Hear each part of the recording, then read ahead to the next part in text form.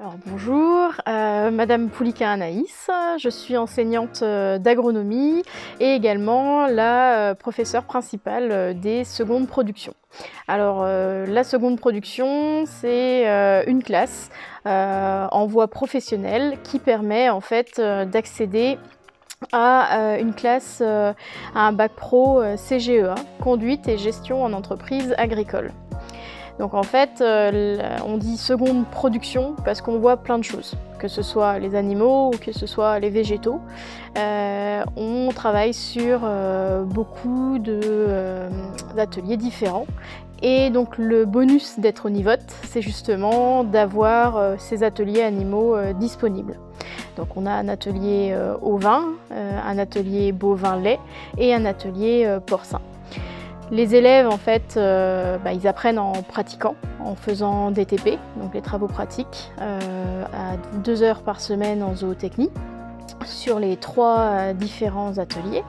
Et ils font également ce qu'on appelle des mini-stages. Donc c'est des matinées individuelles où ils vont avec les techniciens sur ces lieux de stage, donc le lait, le porc ou la brebis. Concernant la voie professionnelle, les élèves doivent effectuer une douzaine de semaines de stage, donc en milieu agricole, dans une exploitation, polyculture élevage.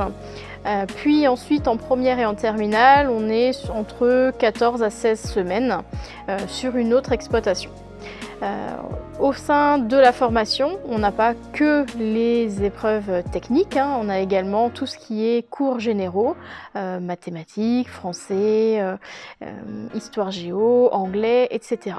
Il est important de travailler ces matières de la même manière que les matières techniques, bien que évidemment nous savons que les élèves préfèrent les matières techniques en général. Alors, au cours de votre classe de première, vous avez la possibilité de partir à l'étranger. Donc à l'étranger, c'est-à-dire en Europe, au sein d'autres exploitations. Vous pouvez partir dans un pays anglophone, comme la Suède par exemple, ou si vous êtes un peu frileux et que vous avez peur de ne pas pouvoir communiquer, vous pouvez partir en Belgique ou au Luxembourg, où là on parle français.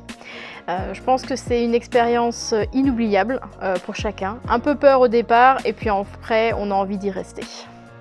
Au cours des 3 ans, on va également avoir la possibilité de faire des visites d'élevage, des visites de structures type abattoir ou le marché au cadran de chou-fleur par exemple à Saint-Paul-du-Léon, etc. Ça va dépendre après de comment sont faites les différentes formations et les différents enseignants en fait, qui choisiront de faire ces visites. Alors si après avoir entendu tout ce que j'ai dit et que la formation t'intéresse, et également si tu veux travailler avec des êtres vivants, que ce soit animal ou végétal, il faut vraiment que tu viennes au Onivote.